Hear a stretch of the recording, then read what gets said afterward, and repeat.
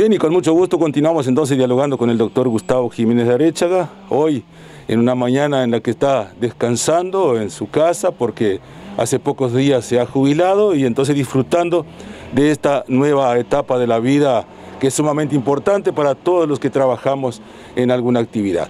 Gustavo, algo que también se caracteriza por ser distinto es el vínculo que existe entre el médico y sus pacientes, cosa que seguramente se da de forma más intensa en un medio donde somos pocos, si comparamos con un gran centro urbano donde prácticamente la gente no se conoce.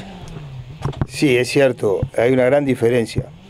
Esa diferencia, que el vínculo que uno tiene con el paciente, con la familia, con la comunidad, es lo que marca, en primer lugar, la característica del médico rural, ¿verdad?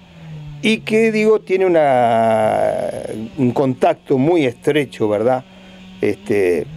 Con el médico de medicina familiar. En eso tienen un contacto o un círculo común, digamos. Después hay otras cosas que los diferencian, pero sin lugar a duda el hecho de estar en un contacto íntimo con el paciente, nosotros atendemos desde la mujer embarazada, si la tenemos que atender, de hecho tenemos que estar en los partos, ahora por ley,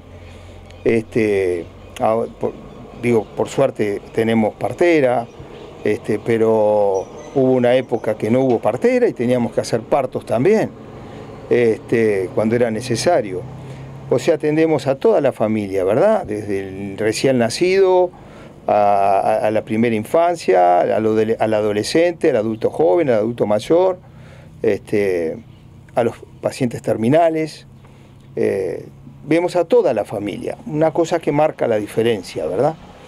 Y te obliga también a estar capacitado en todas las áreas, en todas las especialidades, porque se te puede dar diversas situaciones de distintos problemas de salud y hay que atenderlos. Sí, exactamente, esa es lo que marca nuestra manera de trabajar de los médicos, pero no solo el médico, sino también, recordemos que el médico trabaja con un equipo atrás, de todo el equipo de salud. Es un equipo que hoy en día es la medicina familiar, ¿verdad? De hecho, a mí el hecho de estar trabajando acá me permitió dar los exámenes correspondientes, ¿verdad? Cuando salió la especialidad en el Uruguay, no recuerdo exactamente, creo que fue en el 2004, 2004-2005, me permitió, cuando surge esa especialidad acá en el Uruguay, ¿verdad?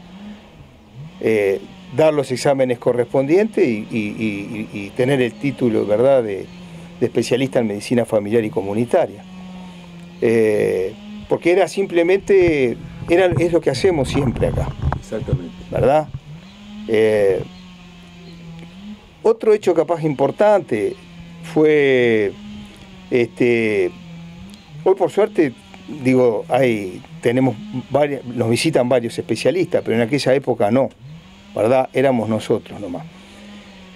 Y bueno, se pudo organizar la policlínica de otra manera, ¿verdad? Pudimos en primer lugar, pudimos organizar, gracias a los conocimientos que yo tenía de haber trabajado muchos años en una farmacia muy importante, como es la del Hospital Pasteur, nos permitió, junto entrenando algunas compañeras, una compañera en particular, nos permitió abrir una farmacia. Tuvimos con el respaldo y el asesoramiento del químico del hospital, el químico Alejandro Bertón. Tuvimos el apoyo de él y pudimos, en primer lugar, abrir una farmacia que no había. Después, un año después, más o menos, pudimos organizar un poco más la emergencia. Pudimos tener abierta la policlínica las 24 horas del día. Solamente habían 5 enfermeras y enfermeros, y teníamos el apoyo de Leodani, por ejemplo, Muñoz, que trabajaba en forma honoraria y después se le abonaba ahí con lo que se podía conseguir algo con los vecinos, que siempre estaban prontos a dar una mano en todo lo que fuera necesario. Y ese fue otro de los cambios importantes que pudimos hacer, ¿verdad? Porque cuando yo llegué a la policlínica, trabajaba un rato durante el día y después estaba cerrado. Pudimos tener la policlínica abierta en determinado momento, desde ese momento, ¿verdad? Allá por el 95, octubre del 95, fines del 95, a partir de ese momento yo creo que se marcó un hito con el apoyo de los pocos enfermeros que había, eran 5, Leodani, se pudo tener la policlínica abierta a las 24 horas del día. Se turnaban una hora de 6 horas cada enfermero, sábado y domingos, tener un enfermero para traslado. Y eso nos permitió también hacer una pequeña sala de internación, tener 2 salas de internación. Hicimos una salita que era para las mujeres y los niños, y otra salita para los hombres. 2 salitas, y que permanece hasta el día de hoy, ¿verdad? Y teníamos también una sala que era un cuartito que era para para la puérpera con el recién nacido. Eso aproximadamente un año después, un año y medio que yo llegué, lo pudimos hacer, y siempre destaco el gran apoyo y la gran capacidad técnica del grupo de enfermería, ¿verdad? Gustavo, seguramente que en estos 27 años muchos cambios importantes se dieron en cuanto a la organización del trabajo, tú lo que me has contado, pero también había carencias de personal médico, como tú lo mencionaste. Esto con el tiempo se fue subsanando, fue mejorando, fueron llegando más colegas para apoyar. Se fueron organizando las guardias, por ejemplo, que en un primer momento era prácticamente de forma voluntaria que ustedes hacían. Sí, llevó mucho tiempo, ¿verdad? Que empezamos a organizar las guardias, que se empezó a hacer las guardias, yo no recuerdo exactamente cuánto hará, pero debe ser unos 10 años capaz. No creo que sea mucho más que 10 años, que a partir de ese momento, por medio de digamos que las autoridades departamentales de la salud organizan poner un médico de guardia, ¿verdad? Que ahí empezamos a hacer guardias, 3 médicos, los médicos que estamos siempre acá, los que estamos, la doctora Ana Rovira, el doctor Balati y yo, empezamos a cubrir 10 días cada uno. Eso hace 10 años debe ser capaz, no hace 10 años. Ahí hubo un gran cambio, ¿verdad? Porque en la época anterior no había médico de guardia, cualquiera le podía tocar, digo, el que estaba casi siempre era yo, ¿verdad? pero ahí hubo un cambio importante. Empezamos a tener también más recursos, medicamentos, algún adelanto tecnológico, cardiodesfibrilador, de traslado. Empezaron a venir algunos especialistas a la policlínica. Todo eso, evidentemente, que hace que hoy estemos mejor, aunque hay carencias igual, ¿verdad? Pero que están significativamente mejor que en aquella época, ¿verdad? ¿Cuáles son las carencias que tú detectas como las más necesarias en este momento? Y eso, Raúl, ¿viste? Eso es algo muy difícil, ¿no? En realidad es muy difícil decir, ¿no? Yo, en mi opinión personal, creo que tenemos que hacer mucho hincapié en tener un buen traslado de los pacientes en primer lugar.